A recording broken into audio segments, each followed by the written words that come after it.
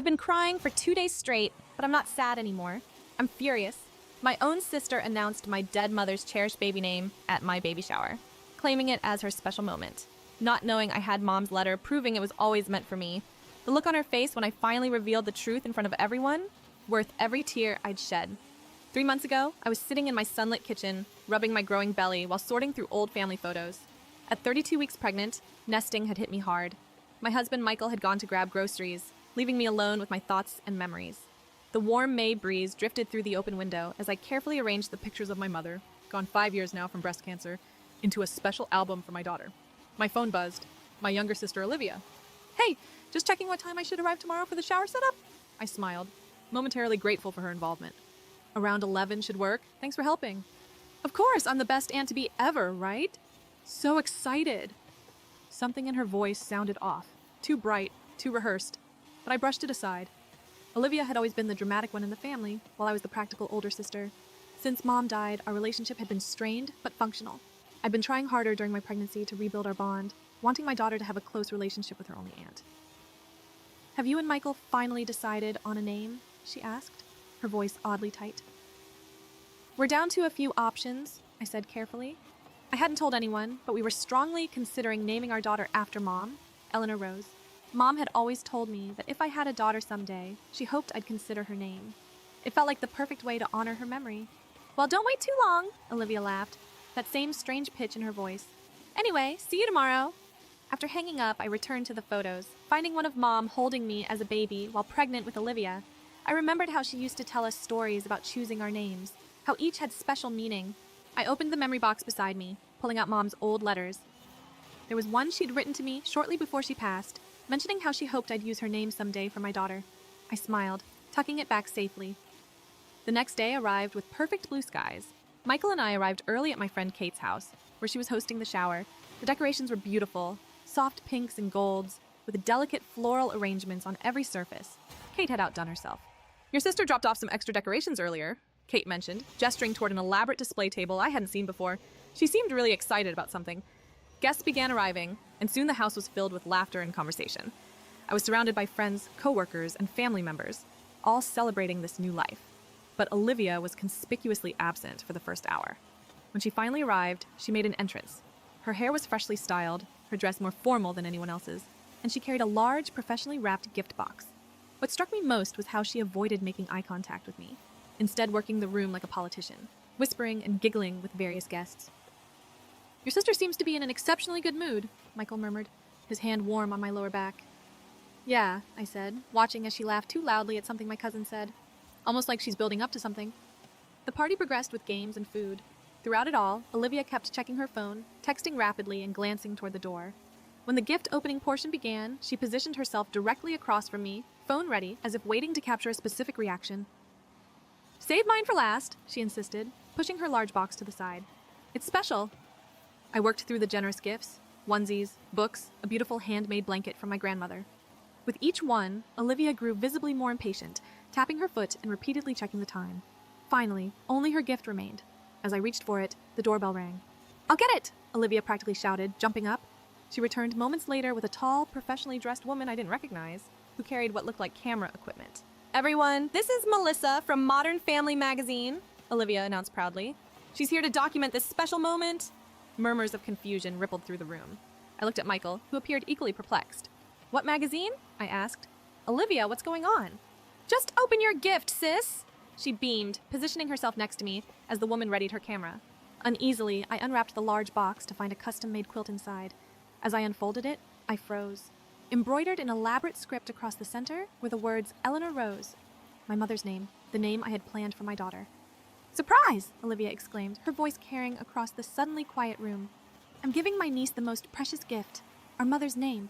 I've been planning this for months. I spoke with Mom before she passed, and she told me how much it would mean to her if the first granddaughter carried on her name." The room erupted in oohs and applause while I sat there, the quilt heavy in my hands. My chest tightened as Olivia continued her performance. I wanted to make this announcement special, which is why I contacted the magazine. "They're doing a feature on family legacies and naming traditions." She turned to the photographer. "Make sure you get her reaction."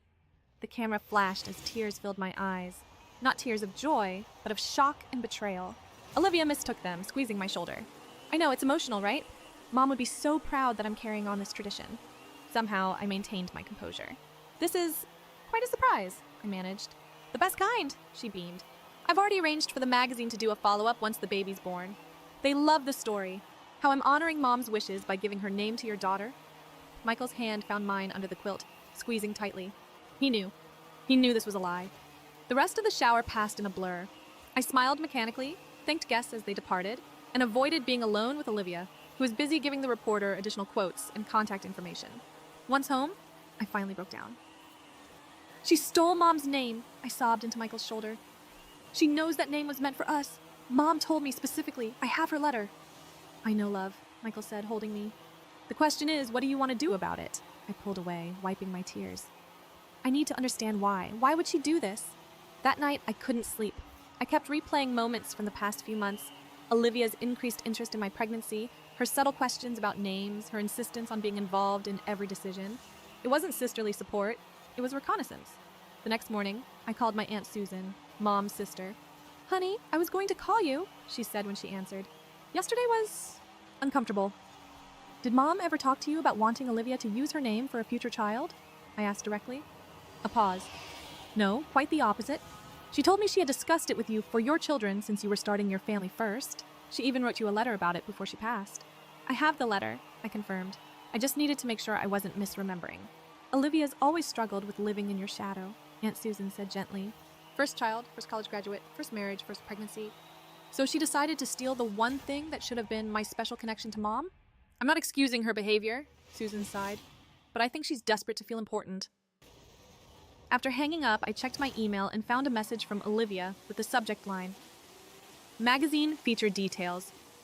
She'd forwarded correspondence with the magazine editor, dating back 3 months. The email chain revealed her pitching the story. Honoring my mother's legacy, giving her name to my sister's baby. What hit me hardest was an email where she wrote, My sister hasn't decided on a name yet, which makes this surprise even more special. I'll be revealing at her baby shower that I've arranged for her daughter to carry on her mother's name, fulfilling Mom's dying wish to me. A dying wish that never happened. I scrolled through my text history with Olivia, finding subtle hints I'd missed. Questions about names we were considering, if we were honoring any family traditions, if Mom had ever discussed names with me. Then I found something that made my blood boil. 6 months earlier, Olivia had texted, Just curious, did Mom ever leave you any letters or notes before she passed? I had responded, Yes, I have a few special ones I keep in my memory box. Why? She never answered that question. The realization hit me. She knew about Mom's letter. She might have even seen it at some point when visiting. She knew I had written proof of Mom's wishes, yet she went ahead with her plan anyway, betting I wouldn't publicly contradict her at my own baby shower. I called Kate, who confirmed Olivia had orchestrated everything down to the last detail. She insisted on the photographer being there for the big moment. She seemed really focused on making it a public announcement. Over the next few days, Olivia texted me repeatedly about the magazine feature, sending sample layouts and asking when they could schedule the follow-up photo shoot after the birth. Just think, she wrote, little Eleanor Rose will have this beautiful story to read someday about how her aunt made sure she received our mother's special name. I didn't respond. Instead, I was making my own plans. First, I retrieved Mom's letter from my memory box, along with several cards and notes where she had mentioned her hope that I would consider her name for my daughter. I also found old journal entries where I'd written about these conversations with Mom. Next, I contacted the magazine directly, asking to speak with the editor rather than the photographer who had attended. The editor, Patricia, was surprisingly receptive. I had some concerns about the feature, she admitted. Something felt off about how insistent your sister was about controlling the narrative. I explained the situation truthfully, providing scans of Mom's letter and other documentation. This changes things considerably, Patricia said. We don't want to publish something that misrepresents family history. I'm not asking you to cancel the feature, I said carefully, but I would like the opportunity to present the complete story. Patricia was silent for a moment. What exactly are you proposing? A joint interview, Olivia and me, together.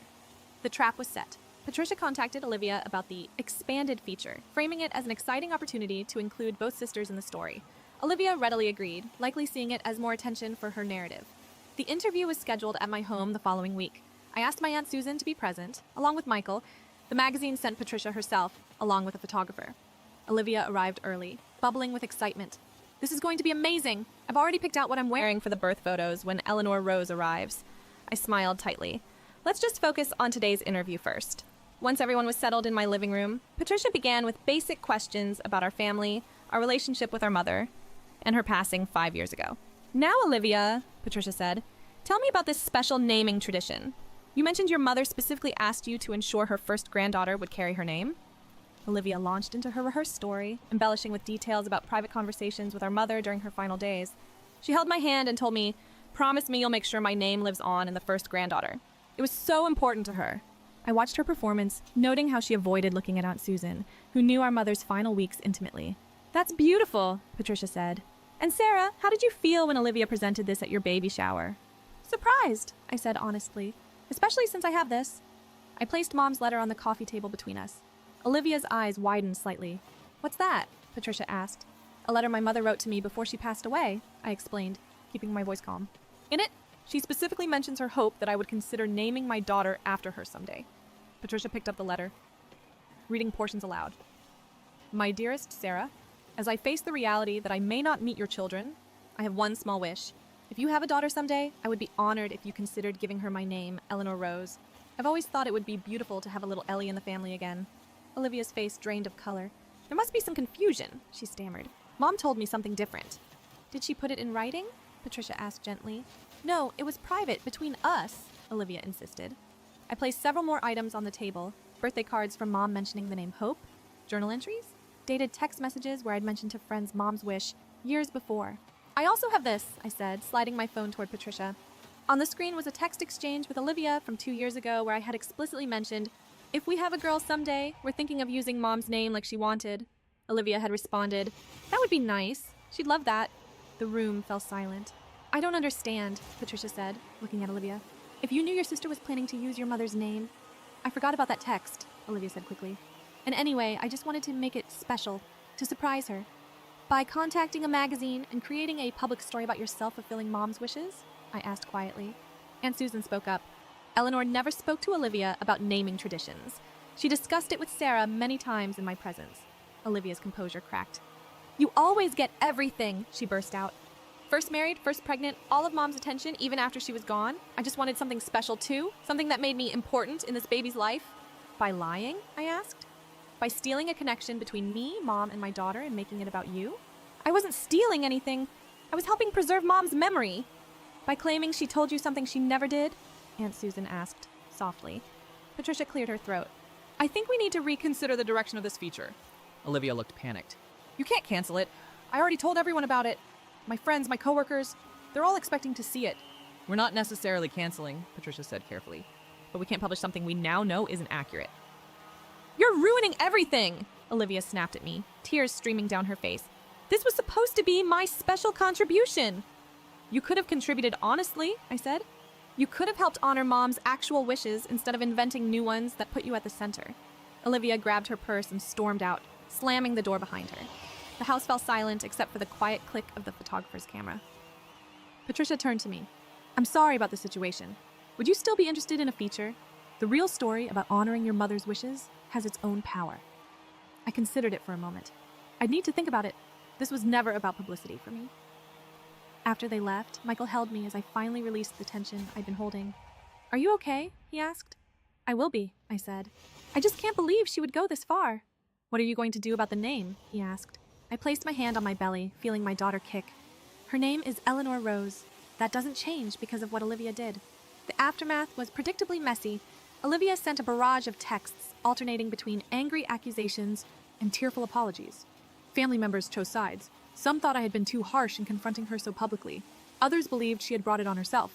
The magazine ultimately ran a thoughtful piece about family legacy and honoring lost loved ones, focusing on my relationship with my mother and the meaning behind passing down her name. Olivia was mentioned only briefly as my sister. When the issue was published, she posted a long social media rant about being silenced and misrepresented. In the weeks that followed, Olivia made several attempts to reinsert herself into the narrative. She ordered personalized items with Aunt Olivia and Eleanor Rose emblazoned on them. She tried to plan a second shower, claiming the first one had been ruined. She even showed up at my doctor's appointment once, insisting she needed to be involved in important moments. Each time, I maintained clear boundaries. This isn't about you, Olivia. This is about my daughter and honoring Mom's actual wishes. 2 weeks before my due date, Olivia appeared at my door unannounced. Can we talk? She asked, looking smaller somehow, less certain. I let her in, too pregnant and tired to turn her away. I've been seeing a therapist, she said, sitting stiffly on the edge of my couch. She thinks I have some unresolved issues about Mom's death and our relationship. That seems likely, I said, lowering myself carefully into a chair. I shouldn't have lied, she admitted. I felt like Mom left you everything meaningful. Her jewelry, her letters, her recipes, the special memories. I wanted something that was mine. So you tried to take the one thing she specifically left for me and my daughter? She winced. When you put it that way, it sounds terrible. It was terrible, Olivia. She nodded slowly. I know, I'm sorry. I appreciate that, I said, but I need time. You broke my trust in a profound way. Will I still be allowed to be part of the baby's life? She asked, her voice small. Of course, you're her aunt, but on honest terms, not terms you fabricate for attention. She left shortly after, our relationship still fragile, but perhaps beginning to mend. Eleanor Rose Martin was born 3 weeks later, healthy and perfect, with our mother's blue eyes. As I held her in the hospital, I felt Mom's presence strongly. Michael placed the letter from Mom on the nightstand beside us, along with a small framed photo of her. Olivia came to visit the day after we came home.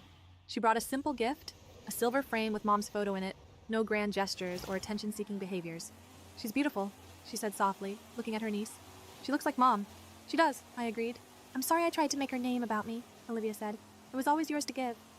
I nodded, accepting her apology without needing to rehash the hurt. As Ellie grows, I'll tell her about her grandmother, the real stories, the true connections. I'll show her the letter, the photos, the recipes scribbled in her grandmother's handwriting.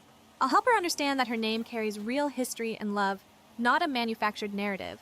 Olivia and I are slowly rebuilding our relationship. Some days are better than others. She still occasionally tries to overstep, to claim special status or connection, but I gently redirect her. The magazine article is framed in Ellie's nursery, not as a trophy of my win over my sister, but as a testament to the power of truth and the importance of honoring genuine wishes. Mom's letter sits in a special box that I'll give to Ellie someday, along with other keepsakes that tell the real story of her name. It's not the dramatic tale Olivia tried to create, but it's authentic, rooted in love rather than attention-seeking. Sometimes I wonder if Olivia will ever truly understand what she tried to take from me. Not just a name, but a sacred connection, a promise kept. Perhaps someday she'll have her own children and create her own traditions instead of trying to appropriate mine. For now, I'm focused on my daughter, on honoring my mother's memory honestly, and on maintaining peace without sacrificing truth. When I rock Ellie to sleep at night, sometimes whispering Eleanor Rose like a gentle prayer, I feel my mother's presence and know that this genuine moment between generations, is what she truly wanted all along.